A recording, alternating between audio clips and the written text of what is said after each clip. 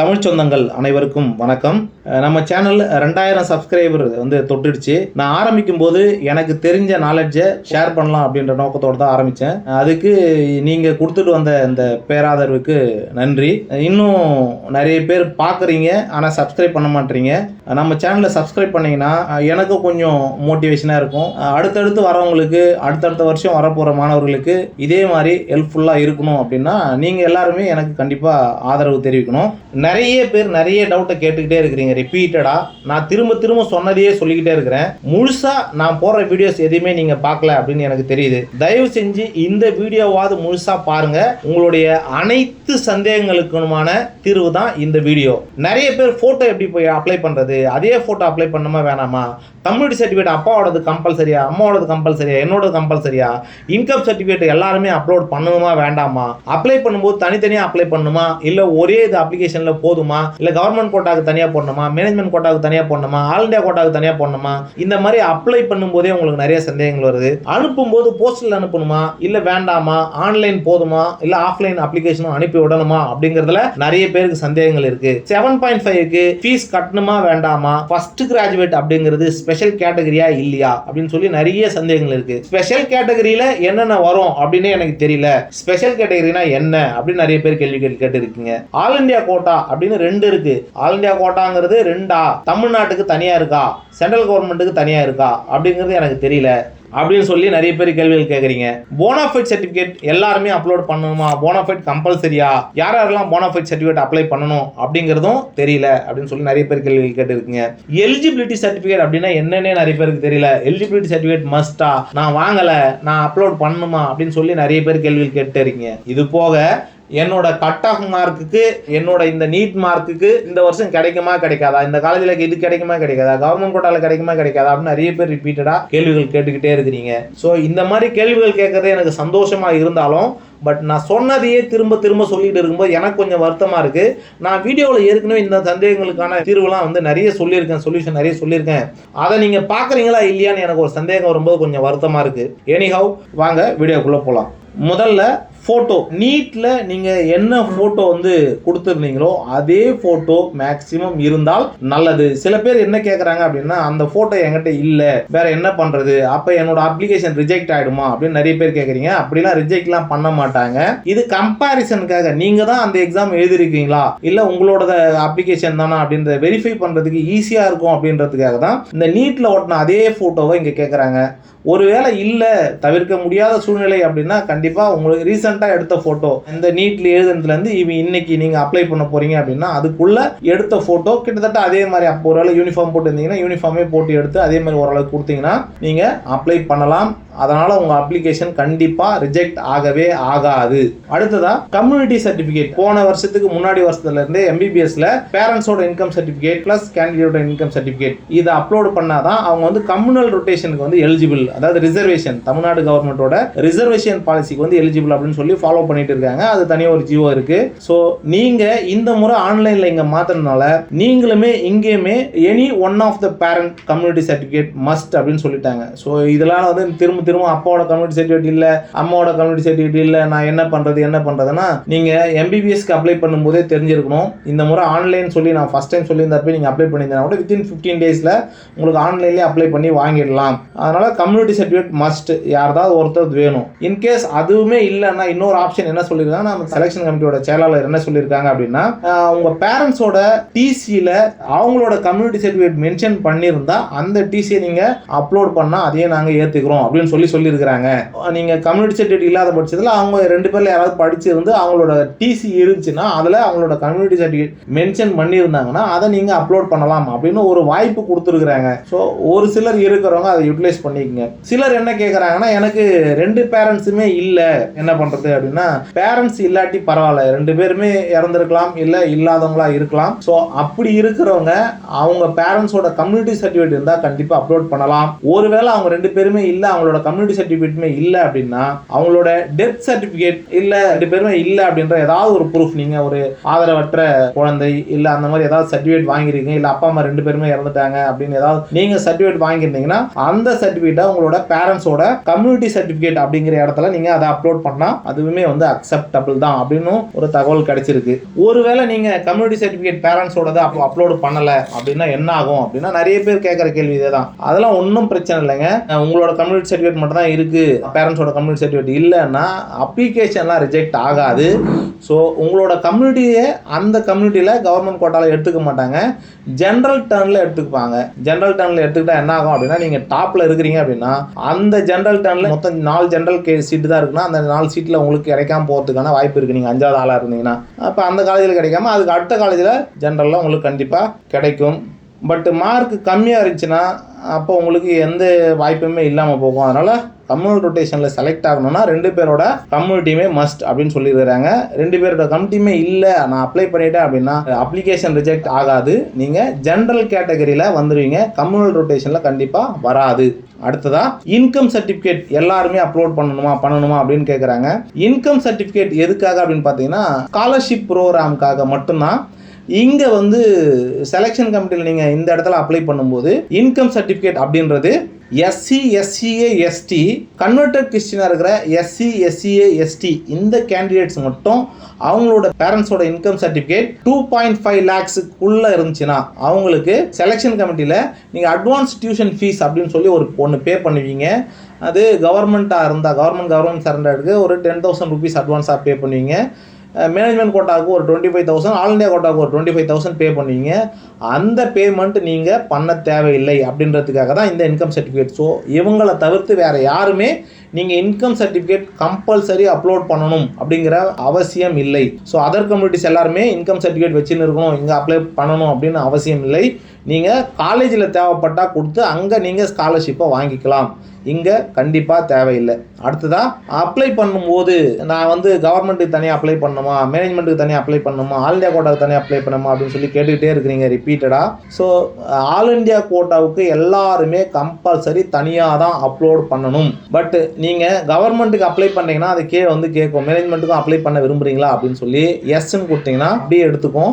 மேனேஜ்மெண்ட்டுக்கு apply பண்ணிங்கன்னா திரும்ப அதுலேயும் கீழே வந்து ஆப்ஷனில் கவர்மெண்ட்டுக்கு அப்ளை பண்ணணுமான்னு ஒரு கேள்வி கேட்கும், நீங்கள் அப்படியே கொடுத்துக்கலாம். கவர்மெண்ட்டுக்கும் மேனேஜ்மெண்ட்டுக்கும் ஒரே ஒரு முறை என்ட்ரி பண்ணிவிட்டு நீங்கள் திரும்ப இன்னொன்றுக்கும் அப்ளை பண்ணணும் விரும்பினா எஸ்ன்னு கொடுத்துட்டு அதுக்கான பேமெண்ட்டை மட்டும் கட்டிட்டீங்கன்னா போதும். பட் ஆல் இண்டியா கோட்டாவுக்கு தனியாக தான் அப்ளை பண்ணி ஆகணும். ஒருவேளை அதர் ஸ்டேட் கேண்டிடேட்ஸ் இருக்கிறீங்க அப்படின்னா மேனேஜ்மெண்ட்டுக்கு தனியாக, ஆல் இண்டியா கோட்டாவுக்கு தனியாக அப்ளை பண்ணணும். கவர்மெண்ட்டுக்கு அப்ளை பண்ண தேவையில்லை. அதர் ஸ்டேட் பாண்டிச்சேரி கேண்டிடேட்ஸ்லாம் அப்ளை பண்ண தேவையில்லை.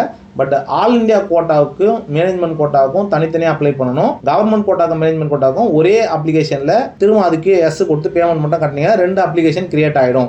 அடுத்ததா அனுப்பும்போது போஸ்டரில் அனுப்புறதா வேண்டாமா அப்படின்னு நிறைய பேருக்கு நிறைய டவுட்ஸ் இருக்குது. ஸ்பெஷல் கேட்டகரிஸ் மட்டும்தாங்க நீங்கள் நேரடியாக அனுப்பிவிடணும், இல்லை கொடுத்துடணும், இல்லை போஸ்டர்லையோ இல்லை கொரியர்லையோ அனுப்பலாம்னு சொல்லி போட்டிருக்காங்க. ஸோ அந்த ஸ்பெஷல் கேட்டகரிஸ் யார் யார் அப்படின்னு பார்த்தீங்கன்னா மொத்தம் ஒரு 9 வகையான ஸ்பெஷல் கேட்டகரிஸ் ப்ராஸ்பெக்டஸில் கொடுத்துருக்குறாங்க. இதை தெளிவாக படித்தவங்களுக்கு புரியும். எக்ஸ் சர்வீஸ் மேன் அப்படின்னா அப்பா அம்மா எக்ஸ் சர்வீஸ் மேனாக இருந்தாங்கன்னா அவங்களோட குழந்தைங்களுக்கு இங்கே படிக்கிறதுக்கு ரிசர்வேஷன் ஒவ்வொரு கோர்ஸ்லையுமே ஒரு சீட் இருக்கு. அந்த ரிசர்வேஷனுக்கு அப்ளை பண்றவங்க யாரா இருந்தாலும் கண்டிப்பா நீங்க ஆன்லைன்ல அப்ளிகேஷன் முடிச்சதுக்கு அப்புறம் அதை டவுன்லோட் பண்ணி பிரிண்ட் எடுத்து அது கூட திரும்பவும் செல்ஃப் அட்டஸ்டட் அப்படின்னு போட்டு எல்லா ஜெராக்ஸ் காப்பீஸ்லயும் நீங்க ஒரு சைன் பண்ணி அந்த காப்பீஸை அது கூட என்க்ளோஸ் பண்ணி கொரியர்ல ஒரு செட் அனுப்பி விடணும். எல்லாருமே வெறும் அப்ளிகேஷன் மட்டும் பிரிண்ட் எடுத்து அனுப்பி விட்டுறீங்க, அப்படி பண்ணாதீங்க. அது கூட தேவையான நீங்கள் என்னென்னலாம் வந்து ஆன்லைனில் அப்லோட் பண்ணிக்கணும் அதோட எல்லா காப்பீஸுமே ஜெராக்ஸ் எடுத்து அந்த ஜெராக்ஸில் செல்ஃப் அட்டஸ்ட்னு எழுதி உங்க சைன் பண்ணி அதை எல்லாத்தையுமே என்க்ளோஸ் பண்ணி அனுப்பிவிடணும் ஒரு செட்டு. அடுத்ததாக ஸ்போர்ட்ஸ் கேட்டகரி 2வது. 3வது PWD persons with bench mark disability. So இந்த கேட்டகரிஸ் அப்ளை பண்ணுறவங்க. 4வதா யூனியன் டெரிட்டரிஸ், இதில் தான் வந்து பாண்டிச்சேரிலாம் வராங்க. இது வந்து nomination of central government of India அப்படின்னு சொல்லி போட்டிருக்காங்க. அதில் வரவங்க வந்து யூனியன் டெரிட்டரி, பிம்ஸ்டெக் கண்ட்ரிஸ். அடுத்ததா மலேசியன் கேண்டிடேட்ஸ் அப்படின்னு சொல்லி ஒரு 3 கேட்டகரியை வந்து சென்ட்ரல் கவர்மெண்ட் ஆளை வந்து நீங்கள் அங்கே அப்ளை பண்ணீங்கன்னா அவங்க வந்து இங்கே ஃபிக்ஸ் பண்ணி இவங்கெல்லாம் எங்களுக்கு போட்டு கொடுங்க இந்த கோட்டால அப்படின்னு சொல்லி அங்கே லெட்டர் அனுப்புவாங்க. அந்த லெட்டரை வச்சு இங்கே இருக்கிற செலெக்ஷன் கமிட்டியில் அதுக்கு வந்து அலாட்மெண்ட் ஆர்டர் ஒதுக்குவாங்க. அவங்களுமே ஆன்லைனில் தான் அப்ளை பண்ணணும். அந்த ஆன்லைனில் அப்ளை பண்ணுறவங்க அவங்களுக்கான இடஒதுக்கீடு ஸ்பெஷல் கேட்டகரி அவங்களுமே கண்டிப்பாக ஒரு செட்டை இங்கே அனுப்பிவிடணும். அடுத்ததா பரம்பரை சித்த வைத்தியர் அல்லது பரம்பரை ஆயுர்வேதா வைத்தியர் அல்லது பரம்பரை யுனானி வைத்தியர் சொல்லி ஒரு 3 கேட்டகரி. பரம்பரையாக வந்து மெடிக்கல் பிராக்டிஷன் பண்ணுறவங்களுக்கு அவங்க படிச்சிருக்க மாட்டாங்க. ஒரு காலத்துல இருந்தே நம்ம நாட்டு வைத்தியங்களில் சிறப்பாக ஒரு குரூப் இருக்கும். ஆனால் அவங்களோட சன் இப்போ அவங்க அப்பா பரம்பரை சித்த வைத்தியராக இருந்து அவங்க புள்ள வந்து நேரடியாக அப்ளை பண்ணிங்கன்னா அவங்க வந்து இந்த கோட்டாவுக்கு அப்ளை பண்ணலாம். அதுமாதிரி சித்தாவுக்கு ஆயுர்வேதாவுக்கு யுனானிக்கு மட்டும் இந்த மாதிரி இருக்குது. இந்த 9 வகையான கேட்டகரிஸ் மட்டும்தான் ஸ்பெஷல் கேட்டகரிஸ்ன்னு சொல்லுவாங்க. இவங்களோட அப்ளிகேஷன்ஸ் மட்டும்தான் நீங்கள் ஆன்லைனில் அப்ளை பண்ணிவிட்டு அதுக்கப்புறம் அதை பிரிண்ட் எடுத்து அதுவும் கூட இந்த காப்பீஸ் எல்லாத்தையுமே வச்சு நேரடியாக அனுப்பிவிடணும். மீதி யாருமே அனுப்பிவிட தேவையில்லை. 7.5 அப்படிங்கிறது ஒரு ரிசர்வேஷன் தான், அது ஸ்பெஷல் கேட்டகரி கிடையாது. ஃபஸ்ட்டு கிராஜுவேட் அப்படிங்கிறதும் ஒரு ஸ்காலர்ஷிப் ப்ரோக்ராம் தான், அது ஸ்பெஷல் கேட்டகரிஸில் வராது. சரி, 7.5க்கு என்னென்ன ஃபீஸ் கட்டணும், ஃபஸ்ட்டு கிராஜுவேட்டுக்கு என்னென்ன ஃபீஸ் கட்டணும் அப்படின்னு சொல்லி நிறைய பேர் கேட்டுக்கிட்டே இருக்கிறாங்க. 7.5க்கு நீங்கள் ஃபஸ்ட்டு அப்ளிகேஷன் காஸ்ட்டு, ரெண்டாவதா ஆன்லைன் ப்ராசஸிங் ஃபீஸ் அப்படின்னு சொல்லி 2 ஃபீஸ் மட்டும் கட்டுவீங்க. அதுக்கப்புறம் நீங்கள் செலக்ட் ஆகிட்டீங்க அப்படின்னா அட்வான்ஸ் டியூஷன் ஃபீஸ் முதல் கொண்டு எதுவுமே நீங்கள் கட்ட தேவையில்லை. அட்வான்ஸ் டியூஷன் ஃபீஸாக இருக்கட்டும், காலேஜ் ஃபீஸாக இருக்கட்டும், ஹாஸ்டல் ஃபீஸாக இருக்கட்டும், புக் ஃபீஸு, எக்ஸாம் ஃபீஸு, இந்த மாதிரி என்னென்ன ஃபீஸ் வந்தாலுமே இது எல்லாத்தையுமே கவர்மெண்ட் காலேஜ்லையாக இருக்கட்டும் இல்லை ப்ரைவேட் காலேஜ்லையாக இருக்கட்டும் எல்லாமே அரசாங்கமே உங்களுக்கான ஸ்காலர்ஷிப் மாதிரி அதை வந்து அந்த காலேஜுக்கு அனுப்பி விட்டுடும். ஸோ நீங்கள் எந்த விதமான ஃபீஸுமே நீங்கள் ப்ரைவேட்டில் செலக்ட் ஆனாலும் கவர்மெண்ட்டில் செலக்ட் ஆனாலும் கட்டவே தேவையில்லை. திரும்ப அந்த மாதிரி கேள்விகள் தயவு செய்து கேட்காதீங்க. அதே மாதிரி ஃபஸ்ட்டு கிராஜுவேட் அப்படிங்கிறது ஒரு ஸ்காலர்ஷிப் ப்ரோக்ராம் தான். நீங்கள் ஃபஸ்ட்டு கிராஜுவேட்டாக இருந்தாலும் இதில் அப்லோட் பண்ணுறதுக்கு ஒரு காலம் கொடுத்துருப்பாங்க. ஆனால் இதை வச்சு உங்களுக்கு சீட் அலாட் ஆகுமா அப்படின்னா கண்டிப்பாக அலாட் ஆகாது. நீங்கள் செலக்ட் ஆனீங்கன்னா காலேஜில் போயிட்டு ஃபஸ்ட்டு கிராஜுவேட்டுக்குன்னு இருக்கிற ஸ்காலர்ஷிப் ப்ரோக்ராமில் நீங்கள் அப்ளை பண்ணி ஸ்காலர்ஷிப் வாங்கிறதுக்கு மட்டும்தான் இந்த ஃபஸ்ட்டு கிராஜுவேட் யூஸ் ஆகும். அடுத்ததாக ஆல் இண்டியா கோட்டா 2 இருக்குது. நான் இதுக்கு அப்ளை பண்ணுமா அதுக்கு அப்ளை பண்ணுமா அப்படின்னு சொல்லி நிறைய கேள்விகள் திருப்பி ரிப்பீட்டடாக வந்துட்டு இருக்குது. ஆல் இண்டியா கோட்டா AACCC அப்படின்னு சொல்லி சென்ட்ரல் கவர்மெண்ட்லேருந்து ஒரு வெப்சைட் மூலமாக நீங்கள் அப்ளை பண்ணிங்கன்னா இது எதுக்கெலாம் வந்து உங்களுக்கு சீட் கிடைக்கும் அப்படின்னு பார்த்தீங்கன்னா ஆல் ஓவர் இந்தியாவில் இருக்கிற எல்லா கவர்மெண்ட் காலேஜஸில் இருக்கிற இந்த மாதிரி சித்தா, ஆயுர்வேதா, யுனானி, ஹோமியோபதி இந்த காலேஜஸில் இருக்கிற கவர்மெண்ட் சீட் நீங்கள் எந்த ஸ்டேட்டுக்கு போய் படித்தாலும் செலக்ட் ஆகிட்டிங்கன்னா அந்த ஸ்டேட்டோட கவர்மெண்ட் காலேஜில் என்ன ஃபீஸ் ஃபிக்ஸ் பண்ணியிருக்கிறாங்களோ அந்த ஃபீஸ் மட்டும் தான் உங்களுக்கு அப்ளிகபிள் ஆகும். மற்ற எந்த ஃபீஸுமே நீங்கள் கட்ட தேவையில்லை. அதாவது கவர்மெண்ட் காலேஜில் கிடைக்கிற சலுகைகள் எல்லாமே உங்களுக்கு கிடைக்கும். இது வந்து ஆல் இண்டியா கோட்டா, அதாவது சென்ட்ரல் கவர்மெண்ட்டோட ஆல் இண்டியா கோட்டாவுக்கு நீங்கள் அப்ளை பண்ணிங்கன்னா. ஸ்டேட் கவர்மெண்ட்டில் ஆல் இண்டியா கோட்டான்னு இருக்குது. இது என்னென்னு பார்த்தீங்கன்னா ப்ரைவேட் காலேஜஸில் இருக்கிற ஆல் இண்டியா கோட்டா சீட்ஸ். அப்போ இந்த நீட் வந்ததுக்கப்புறம் அவங்க வாங்க பர்மிஷன் வாங்குற எல்லாருமே 15% சீட்டை சென்ட்ரல் கவர்மெண்ட்டுக்குன்னு ஒதுக்கிடணும். மீதி இருக்கிற 85% சீட்டை தான் ஸ்டேட் கோட்டா, மேனேஜ்மெண்ட் கோட்டான்னு 2ஆக பிரித்து நீங்கள் அதை பிரிச்சுக்கணும் அப்படின்னு சொல்லி ஆர்டர் இருக்குது. அதை பேஸ் பண்ணி இப்போ இங்கே இருக்கிற ப்ரைவேட் காலேஜஸில் 15% சீட்டுக்கு ஆல் இண்டியா கோட்டா கவுன்சிலிங் நடக்கும். இதை ஆல் இண்டியா கோட்டாவில் என்ன பெனிஃபிட் அப்படின்னு பார்த்தீங்கன்னா தமிழ்நாடு கேண்டிடேட்டுக்கு ஒன்றும் பெரிய பெனிஃபிட்லாம் எதுவும் கிடையாது. அதர் ஸ்டேட் கேண்டிடேட்ஸும் இதில் வந்து மேனேஜ்மெண்ட் கோட்டா மாதிரி உள்ளே வரலாம். இப்போ இதில் ஓபிசி, ஓசி கேண்டிடேட்ஸ், அங்கே அதர் ஸ்டேட்டோட ஓபிசி, ஓசி கேண்டிடேட், அங்கே இருக்கிற எஸ்சி, அப்படியே எஸ்சின்னா எஸ்சியாகவே எங்கேயும் கன்சிடர் பண்ணணும். ஆல் இண்டியா கோட்டாவில் அங்கே பிசி, எம்பிசியாக, ஓபிசியாக கன்சிடர் பண்ணணும், ஓசியாக கன்சிடர் பண்ணணும், எஸ்சியாக, எஸ்டியாக. இந்த ஆல் இண்டியா கோட்டாவில் ஆல் ஸ்டேட்ஸில் இருக்கிறவங்க அந்தந்த கம்யூனிட்டியாக கன்சிடர் பண்ணணும். மேனேஜ்மெண்ட் கோட்டாவுக்கு வரும்போது தமிழ்நாட்டில் இருக்கிற கேண்டிடேட்ஸ் தவிர மீதி இருக்கிற எல்லா கேண்டிடேட்ஸும் ஓசி அப்படின்னு தான் கன்சிடர் பண்ணி மார்க் வந்து செக் பண்ணுவாங்க, எலிஜிபிலிட்டி மார்க்ஸ். தமிழ்நாட்டில் இருக்கிற கேண்டிடேட்டுக்கு எஸ்சினா எஸ்சி மார்க்குக்கு எவ்வளோ நீட் எலிஜிபிளோ அந்த மார்க் மட்டும் பார்ப்பாங்க. பட் மார்க்கு செலக்ட் ஆனதுக்கப்புறம் ஓசியில் தான் எல்லாருமே நீட் மார்க் பிரகாரம் ரேங்க் லிஸ்ட் போட்டு கம்யூனிட்டி ரொட்டேஷன்லாம் இருக்காது, மேனேஜ்மெண்ட்டில் அப்படியே ஃபிக்ஸ் பண்ணி செலக்ட் பண்ணுவாங்க. ஸோ இப்படி தான் இருக்கும். ஆல் இந்தியா கோட்டாவில் நீங்கள் சென்ட்ரல் கவர்மெண்ட்டுக்கு அப்ளை பண்ணிங்கன்னா கவர்மெண்ட் காலேஜ் சீட்ஸ் கிடைக்கும். தமிழ்நாடு கவர்மெண்ட்டுக்கு நீங்கள் அப்ளை பண்ணிங்கன்னா பிரைவேட் காலேஜில் இருக்கிற ஆல் இந்தியா கோட்டா சீட்ஸ் கிடைக்கும். அடுத்ததாக போனாஃபைட் சர்டிஃபிகேட் கண்டிப்பாக நான் வந்து சப்மிட் பண்ணுமா அப்படின்னு சொல்லி நிறைய பேர் கேள்விகள் கேட்டுக்கிட்டே இருக்கிறீங்க. இந்த போனாஃபைட் சர்டிஃபிகேட் அப்படின்னு பார்த்தீங்கன்னா எமிஸ் நம்பர் அப்படின்னு சொல்லி ஒன்று கிரியேட் பண்ணி வெப்சைட்டில் அப்லோட் பண்ணுறதுக்கு முன்னாடி ஐ திங்க் ஒரு 2-3 இயர்ஸ் பேக், அதுக்கு முன்னாடி வரைக்கும் 7.5க்கு போனாஃபைட் சர்டிஃபிகேட் தான் கொடுத்துட்டு இருந்தாங்க. இந்த காலேஜில் இவர் கவர்மெண்ட் ஸ்கூலில் தான் படிச்சிருக்காரு அப்படின்னு சொல்லி போனாஃபைட் சர்டிஃபிகேட்டில் மென்ஷன் பண்ணி கொடுத்துருப்பாங்க. ஸோ அதனால் அவங்க வந்து அந்த போனாஃபைட் சர்டிஃபிகேட்டை அப்லோட் பண்ணணும். ஒன்று 7.5க்கு யாரெல்லாம் அப்ளை பண்ணுறீங்களோ ஒரு 2-3 வருஷத்துக்கு முன்னாடி, எக்ஸாக்டாக வருஷம் தெரியல, அந்த வருஷத்துல நீங்கள் எமிஸ் நம்பர் ஆன்லைனில் வந்ததுக்கு அப்புறம் இருக்கிற கேண்டிடேட்ஸ்லாம் நீங்கள் போனாஃபைட் சர்டிஃபிகேட் கொடுக்க தேவையில்லை. அதுக்கு முன்னாடி இருக்கிறவங்களாம் கண்டிப்பாக நான் 6வதுலேருந்து 12வது வரைக்கும் கவர்மெண்ட் ஸ்கூலில் தான் படிச்சிருக்கேன்றதுக்கான போனாஃபைட் சர்டிஃபிகேட் கண்டிப்பாக அப்லோட் பண்ணணும். வேற யார் வந்து இந்த போனாஃபைட் சர்டிஃபிகேட் கொடுக்கணும் அப்படின்னு பார்த்தீங்கன்னா அதர் ஸ்டேட் கேண்டிடேட்ஸ் வந்து இங்கே வந்து 6th-லேருந்து 12th வரைக்கும் படிச்சிருந்தீங்கன்னா, தமிழ்நாட்டை தவிர மீதி மற்ற ஸ்டேட்டில் இருக்கிற எல்லா கேண்டிடேட்ஸும் இங்கே வந்து யாராவது படிச்சிருப்பாங்க, 6வதுலேருந்து 12வது வரைக்கும் படிச்சிருந்தாங்கன்னாவே அவங்க அந்த ஸ்கூலில் 6வதுலேருந்து 12வது வரைக்கும் படிச்சிருக்காங்கன்னு சொல்லி ஒரு போனாஃபைட் சர்டிஃபிகேட்டை சப்மிட் பண்ணாதான் அவங்க வந்து இந்த கவர்மெண்ட் கோட்டாவில் ஓசியாக கன்சிடர் பண்ணுறதுக்கு எலிஜிபிள் ஆவாங்க. ஸோ அதனால் அவங்களும் போனாஃபைட் சர்டிஃபிகேட் கண்டிப்பாக வைக்கணும். அடுத்ததா எலிஜிபிலிட்டி சர்டிஃபிகேட். அது என்ன எலிஜிபிலிட்டி சர்டிஃபிகேட் அப்படின்னா, இப்போ state board of Tamil Nadu HSC அப்படின்னு சொல்லுவோம். அடுத்தது CBSE சென்ட்ரல் கவர்மெண்டோட +2 CBSE அப்படின்னு சொல்லுவோம். அடுத்தது ICSE அதாவது international certificate for school of education அப்படின்னு சொல்லி இன்டர்நேஷ்னல் ஸ்டாண்டர்டுக்கு இந்தியா ஃபுல்லாக வந்து இந்தியன் சர்டிஃபிகேட் வந்து கொடுக்குறாங்க. அதை வந்து ICSEன்னு சொல்லுவாங்க. இந்த 3 போர்ட்ஸை தவிர மீதி எந்த போர்டில் படிச்சிருந்தாலும் அவங்க வந்து கண்டிப்பாக எலிஜிபிலிட்டி சர்டிஃபிகேட் அப்படின்னா இது ஈக்குவல் டு HSC, அதாவது நம்ம தமிழ்நாட்டு கவர்மெண்ட்டோட +2க்கு ஈக்குவல் தான் அப்படின்னு சொல்லி எம்ஜிஆர் யூனிவர்சிட்டியில் அப்ளை பண்ணி ஒரு சர்டிஃபிகேட் வாங்கணும். அந்த சர்டிஃபிகேட் இருந்தால் தான் அதர் போர்ட்ஸில் படித்தவங்கெல்லாம் வந்து இங்கே தமிழ்நாட்டில் இருக்கிற இந்த கோர்சஸ்க்கு அப்ளை பண்ண முடியும். இதை எம்ஜிஆர் யூனிவர்சிட்டியில் அப்ளை பண்ணால் வித்தின் 15 டேஸுக்குள்ளே கிடச்சிரும் அப்படின்னு சொல்லி ஒரு தகவலும் கிடச்சிருக்கு. ஸோ அதை அப்ளை பண்ணி வாங்கிடுங்க. அதுக்கு தனியாக ஃபீஸ் இருக்கும். இப்போ மற்ற போர்ட்ஸ் அப்படின்னு இப்போ ஃபார் எக்ஸாம்பிள் ஆந்திரா போர்டில் படிக்கிறவங்க, கர்நாடகா போர்டில் படிக்கிறவங்க, அதர் தேன் இந்த 3 HSC CBSE ICSE தவிர்த்து மீதி ஏதாவது போர்ட்ஸில் படிக்கிறவங்க, வேறு ஒரு சில எலிஜிபிலிட்டிலாம் வந்து அதர் கண்ட்ரீஸ்லாம் இருக்கு இல்லைங்களா, அவங்களாம் இப்போ மலேசியன் கேண்டிடேட் வரலாம், அவங்களுமே கண்டிப்பாக இந்த எலிஜிபிலிட்டி சர்டிஃபிகேட் வாங்கி கொடுத்தா மட்டும்தான் இந்த கோர்சஸ்க்கு அப்ளை பண்ண முடியும். அதுதான் எலிஜிபிலிட்டி சர்டிஃபிகேட். இது தமிழ்நாடு டாக்டர் எம்ஜிஆர் மெடிக்கல் யூனிவர்சிட்டியில் கொடுப்பாங்க. அப்ளை பண்ணி வாங்கி அதையுமே என்க்ளோஸ் பண்ணணும்.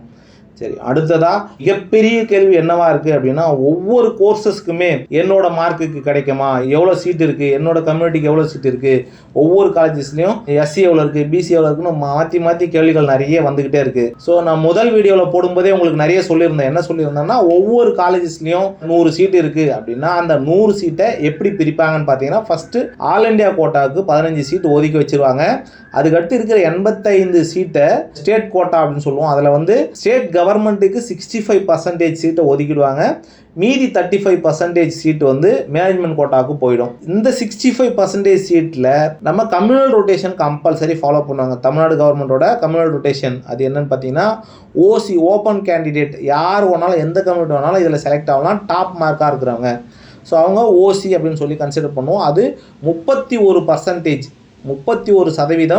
OC ஆகவும், அதுக்கு கீழே BC 26.5%. இப்போ 26 சீட்டு, 100 சீட்டு இருந்தால் அதில் 26 சீட்டு BCக்கும், 3% 3.5% BCMக்கும், MBC DNCக்கு 20%, SCக்கு 15%, SCA வந்து அருந்ததியார் சொல்லியிருக்காங்க, அவங்களுக்கு ஒரு 3%, STக்கு 1%, இப்படி மொத்தமாக 100% பிரித்து போடுவாங்க.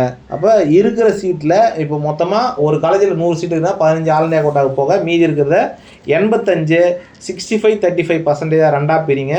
அந்த இருக்கிற மீதி சீட்டில் இருக்கிறத இந்த மாதிரி ஒரு பர்சன்டேஜாக போட்டு இருக்கும். அப்போது நீங்கள் ப்ராஸ்பெக்டஸ் பார்த்தீங்கன்னா அதில் ஒரு காலேஜுக்கும் எவ்வளோ சீட் இருக்குது அப்படின்றத போட்டிருக்காங்க. அந்த சீட்டை இந்த மாதிரி நீங்கள் பிரித்து உங்கள் கம்யூனிட்டிக்கு அந்த காலேஜில் இவ்வளோ சீட் தான் இருக்குது அப்படின்றத தெரிஞ்சுக்கலாம். அடுத்ததாக போன வருஷம் கட் ஆஃப் மார்க் எவ்வளோ அப்படின்னு சொல்லி நிறைய பேர் கேட்டிருந்தீங்க. அதுக்கு தனி கட் ஆஃப் வீடியோ அப்படின்னு சொல்லி தனியாக ஒன்று போட்டேன். அதை பார்த்து இந்த வருஷம் கட் ஆஃப் மார்க்குக்கு கிடைக்குமா கிடைக்காதா அப்படின்னு சொல்லி நிறைய கேள்விகள் கேட்குறீங்க. அதை பார்த்து இந்த வருஷம் நம்ம எப்போவுமே ப்ரெடிக்ட் பண்ணவே முடியாது. போன வருஷம் நீட்டு கொஞ்சம் ஈஸியாக இருந்ததுனால நிறைய பேர் சென்டம் எடுத்திருந்தாங்க, நிறைய மார்க் ஹையஸ்ட்டாக போயிருந்துச்சு. இந்த வருஷம் நீட் கொஞ்சம் டஃப்பாக இருந்ததுனால மார்க்கு கொஞ்சம் நிறையவே குறைஞ்சிருக்கு. ஸோ போன வருஷத்துக்கு இந்த வருஷத்துக்கு மினிமம் ஒரு 50 மார்க்ஸ் நீட் மார்க் கண்டிப்பாக போன வருஷம் கட் ஆஃப் விட இந்த வருஷம் ஒரு 50 மார்க் குறையறதுக்கு வாய்ப்புகள் இருக்குது. இது என்னோட ப்ரெடிக்ஷன் தான். மேபி அதே ஈக்குவலாகவோ இல்லை அதுக்கு மேலேயும் கூட வரலாம். அப்ளை பண்ணுறவங்கள பொறுத்து தான் இருக்குது. கட் ஆஃப் முன்னாடியே ஃபிக்ஸ் பண்ண மாட்டாங்க. அப்ளை பண்ணுறவங்கள யார் டாப்பில் இருக்காங்களோ அவங்க தான் கட் ஆஃப் மார்க் அப்படின்னு சொல்லி டிசைட் ஆகும். சரி, இது போன்ற உங்களுடைய அனைத்து சந்தேகங்களும் கமெண்ட் செக்ஷனில் கமெண்ட் பண்ணுங்கள். உங்கள் அனைத்து சந்தேகங்களையும் முடிஞ்ச வரைக்கும் தீர்த்து வைக்கிறேன். இது போக இந்த வீடியோ பிடிச்சிருந்தா உங்களோட ஃப்ரெண்ட்ஸ் சர்க்கிள் அனைவருக்குமே அனுப்பிவிடுங்க. அவங்களும் இந்த சந்தேகங்களை தீர்ந்து தெளிவாகட்டும். உங்களுடைய கனவுகள் அனைத்தும் மெய்ப்பட என் நெஞ்சம் நிறைந்த வாழ்த்துக்கள். நன்றி.